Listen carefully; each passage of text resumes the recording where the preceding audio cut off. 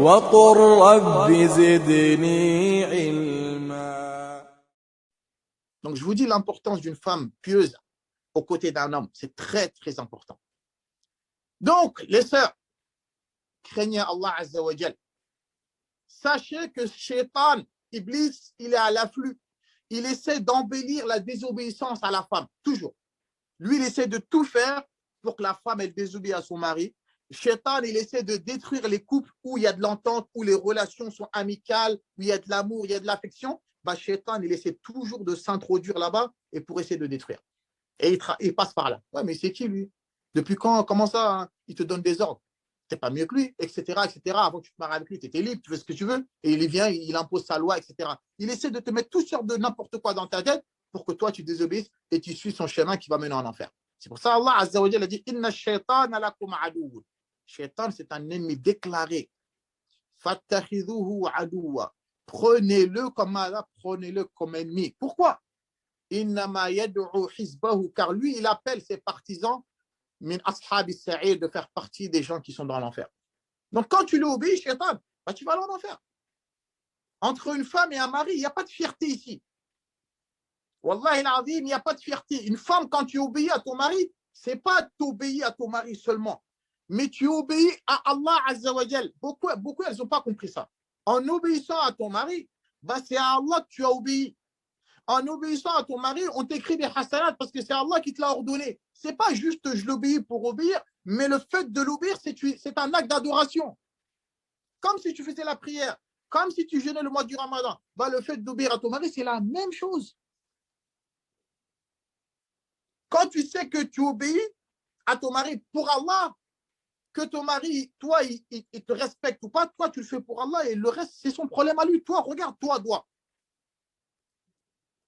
La ilaha illallah, la ilaha illallah. Donc, l'islam a donné une valeur au mari, comme il a donné une valeur à la femme. On y reviendra après. Est-ce que vous avez compris? Chacun, l'islam a donné sa place. Si chacun respecte la place de chacun, il n'y aura pas de problème. Mais la femme va être l'homme, c'est moi qui décide tout, mon mari ne prend aucune décision sans moi. Toi, t'es qui? T'es mieux que Khadija? T'es mieux que Aïcha? T'es mieux que certaines autres femmes? Là, Allah a donné le pouvoir à l'homme, c'est lui qui décide. La femme, tu peux le conseiller, tu peux lui donner de bons conseils, mais la décision finale, ça lui revient à lui. Quand il dit A, c'est A, c'est tout. Tant que ce n'est pas quelque chose de haram. Il faut que ce soit bien clair. Tant que ce n'est pas quelque chose de haram. Ouais, mais moi, ta vie, je lui dis qu'il me ramène en vacances, il ne veut pas, bah, moi aussi, je cuisine plus. Ah, ben, je lui ai dit de m'acheter ça, il ne veut pas, bah, moi aussi, je ne fais pas ça. Non. Yawm al-Qiyamah, on va tous se rendre des comptes. D'accord avec moi ou pas? Toi, le fait que tu l'aies obéi et le devoir que tu devais envers lui, bah, Allah il va te questionner sur ça. Maintenant, si le mari, il n'a pas fait son devoir de mari, bah, c'est son problème. Lui aussi il va rendre des comptes. Mais toi, ne dis pas, il ne m'a pas fait, je ne fais pas. Le musulman, il n'est pas comme ça. Est-ce que ça, c'est clair ou pas? La femme, elle doit savoir qu'en obéissant à son mari, tu te rapproches d'Allah Azza wa Jal. En obéissant à ton mari, bah, tu es en train de satisfaire Allah. Même si le mari te fait croire, ouais, il se la raconte, ouais, c'est moi le chef. Laisse-le parler, c'est pas grave. Toi, tu sais que c'est Allah qui te l'a ordonné. Même si lui, il te nargue, etc., toi, regarde les textes, ma soeur, si tu es une vraie croyante. Le prophète, sallallahu alayhi wa sallam, il nous dit encore, toujours, on est dans le même hadith, toujours. Le prophète, il y a un hadith qui a été rapporté par l'imam Ahmed. Là, je suis toujours dans l'explication du premier hadith, hein, où le prophète, il a dit une femme pieuse, c'est quoi? C'est une femme, quand tu la vois, tu es content, d'accord? Quand tu lui ordonnes, elle t'obéit. Là, on est toujours dans ça, là. Le prophète, sallallahu alayhi wa sallam, un hadith authentique d'Abu Huraira, il a dit lorsque la femme, elle accomplit ses 5 prières quotidiennes correctement, et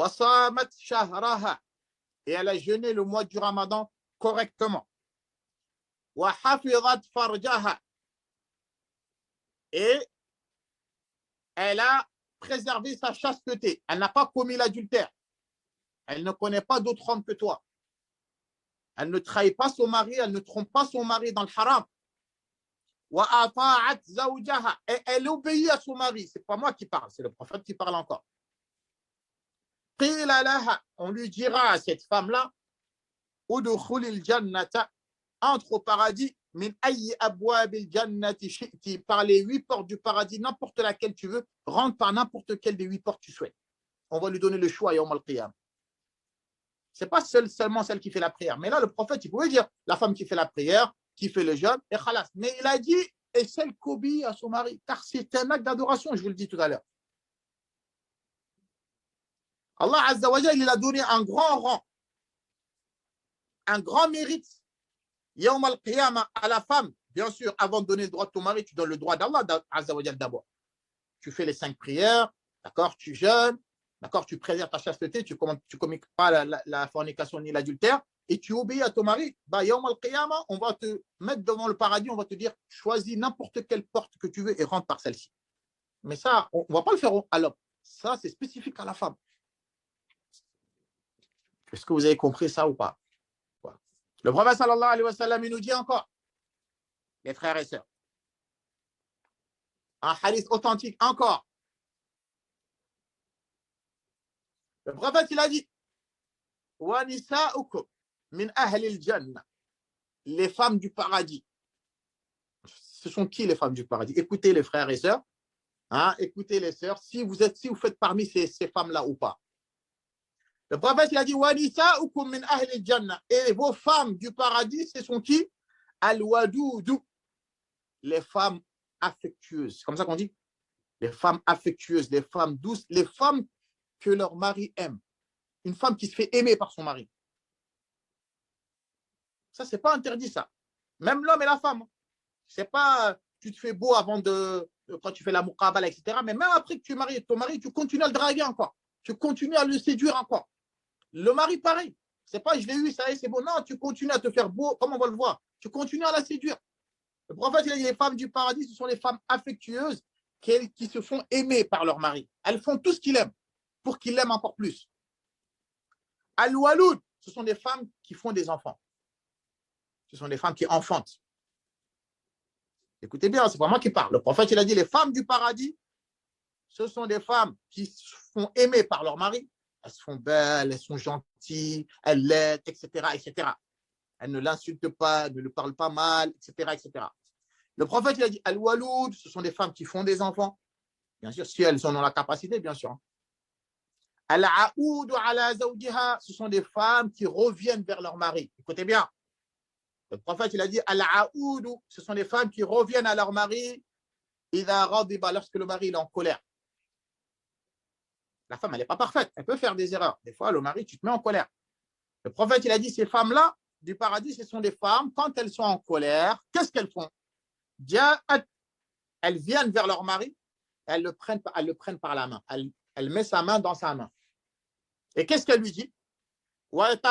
Et cette femme-là, elle dit, La azuqu ramban minan nawm. Je ne pourrais pas dormir la nuit tant que ta colère n'est pas dissipée. Pardonne-moi, excuse-moi. Ce n'est pas des femmes qui sont orgueilleuses. En disant, tu es fâché, bah, débrouille-toi, c'est ton problème. Elle va s'asseoir devant la télé, regarde sa série, et toi, miskin, tu prends ton petit truc, tu vas te coucher dans la chambre. Là, une femme pieuse, ce n'est pas ça. Une femme pieuse, c'est que même quand tu es fâché, elle vient, s'il te plaît, ouais, excuse-moi, je n'ai pas fait. Après, elle te dit, voilà, les noms que tu aimes entendre, chérie, ou mon amour, ou je ne sais quoi. Elle te dit des belles paroles. Hein, calme-toi, je n'ai pas fait exprès, excuse-moi, etc., etc., etc. Le prophète, il a dit, c'est ça les femmes du paradis. Parce que la colère du mari, ça a des conséquences sur la femme. C'est très dangereux, ça aussi. Est-ce que ça, c'est clair ou pas? Tout ça, ce sont des hadiths ou pas? Donc, pourquoi on a du mal à mettre, nos femmes ou nos sœurs ont du mal à mettre ces hadiths-là en pratique? Et où l'orgueil ici? Entre la femme et le mari, il n'y a pas d'orgueil ici. Le mari, il est plus important pour la femme que son propre père. Wallahi l'azim. Comme on va le voir là tout de suite. Le mari, la femme ne doit pas le sous-estimer en disant, ouais, mais toi, tu es un voirien, tu es qui? Tu n'as rien du tout. Tu n'es pas quelqu'un d'important. Mais pour toi, ma sœur, ton mari, là, c'est soit ton paradis, soit ton enfer. Par sa cause, soit tu vas aller au paradis, par sa cause, tu peux aller en enfer, comme on va le voir. Donc, il faut respecter vos époux, les sœurs. C'est très, très important. Wallahi l'azim. Ce n'est pas parce que tu as peur de lui, mais tu crains Allah qui te fasse rentrer en enfer. Donc, à travers le respect et l'obéissance de ton mari, bah, toi, tu recherches la satisfaction d'Allah. C'est ça qu'il faut mettre dans vos têtes. Il y a encore un autre hadith, ensuite je vais m'arrêter là, parce que sinon les sœurs, elles vont penser que je vais les incendier, alors que le but, c'est pas ça. Le but, c'est on doit aimer pour nous-mêmes ce qu'on on doit aimer pour les autres ce qu'on aime pour nous-mêmes. Et c'est important, on veut que nos sœurs soient des bonnes sœurs. Comme on veut que nos femmes et nos filles soient de bonnes épouses, ben c'est ça qu'on veut pour nos sœurs. On ne veut pas qu'elles aillent en enfer. Le prophète dit, la majorité de ceux qui vont en enfer sont qui? Ce sont les femmes. Ben oui. Donc nous, c'est ça qu'on ne veut pas. Iblis, c'est ça qu'il veut, lui. La femme, elle désobéit à son mari, elle le prend comme un bon à rien, comme un moins que rien. Tant qu'elle meurt, elle va en enfer, lui, il est content. Et nous, c'est ce qu'on ne veut pas. C'est pour ça qu'on donne ces conseils-là à nos sœurs. Le prophète, sallallahu alayhi wa sallam, il a dit encore, dans un hadith authentique, il y a une femme qui est venue voir le prophète, sallallahu alayhi wa sallam. Le prophète, lui a posé la question, Adatu ba'alin anti, est-ce que tu es marié? Il y a une femme qui était venue voir le prophète sallallahu alayhi wa sallam et lui a posé la question, est-ce que tu es marié? Faqalat na'am. Elle a dit oui, ya Rasulallah, je suis marié. Le prophète lui a dit, Kayfa anta minhu, comment tu te comportes avec ton mari? Comment tu te comportes avec lui? La femme, elle a dit, ma'aluhu, je fais mon maximum possible pour le satisfaire. Illa ma ajaztu anhu, sauf les choses que je suis incapable de faire. Sinon, je fais mon maximum pour le satisfaire. Le prophète, vous savez ce qu'il a dit? Il a dit, Fandouri, observe bien, fais bien attention. Aina anti minhu, comment tu te comportes avec lui? Fais bien attention, observe bien. Pourquoi? Fa innama huwa jannatuki wa naruki. C'est soit ton paradis, c'est soit ton enfer. C'est-à-dire, de par sa cause, de le satisfaire et qu'il soit content et qu'il soit apaisé, bah par ça, Allah il va te faire entrer au paradis, ou bien le fait de le mettre en colère, de l'afficher devant tout le monde, de le rabaisser, etc., bah à travers cela, Allah il va te faire entrer en enfer. Le prophète il a dit, fais bien attention, comment tu te comportes avec lui. Car ton mari, c'est soit ton paradis, soit ton enfer. Il n'a pas dit ça pour ton père. Pour montrer que le mari il est plus important pour la femme que son propre père. Donc, la manière dont tu n'oses pas parler à ton père, il ne faut pas parler à ton mari comme ça. Ce n'est pas un jeu. C'est l'islam qui lui a donné ce rang-là. Il n'y a pas de jalousie ici. Allahu Akbar. Donc, une femme douée d'intelligence, une femme qui veut le paradis, une femme qui veut la satisfaction d'Allah Azza wa Jal, c'est une femme qui ne se gonfle pas d'orgueil. Qui ne dit pas, ouais, mais moi, je ne suis pas sa boniche, moi. Pourquoi moi? Bah, si, ça. Non, une femme musulmane, je parle. Qui veut être épargnée du châtiment de la tombe, qui veut rentrer au paradis. Moi, je parle de ce genre de femme. Que ce soit bien clair. Hein. On a celle qui veut vivre sa vie à l'occidental ou comme les koufars, qu'Allah la guide. Est-ce que vous avez compris ça? Donc, ça ne suffit pas de dire oui, je mets le voile, etc., alors que le caractère, il ne va pas avec. Ce n'est pas bon. Ce qui est le plus important, ma soeur, ce n'est pas l'extérieur, c'est l'intérieur. Les gens vont te voir derrière, machallah, elle a un voile, machallah, elle est pieuse. D'accord, mais comment tu te comportes avec ton mari? C'est là qu'il y a toute la différence. Si tu te comportes bien avec les gens dehors et ton mari, tu ne le calcules pas, tu le considères comme un manqueur, tout ça, c'est zéro. Ça ne sert à rien du tout. Donc, il est important pour la femme pieuse qu'elle sache que la vie, c'est court. La vie, c'est très court. Hein. Soit toi, tu vas mourir en premier, soit ton mari va mourir en premier. Donc, les 20 années, les 30 années, 40 années que vous allez vivre ensemble, faites en sorte qu'il y a plus de bons souvenirs que de mauvais souvenirs.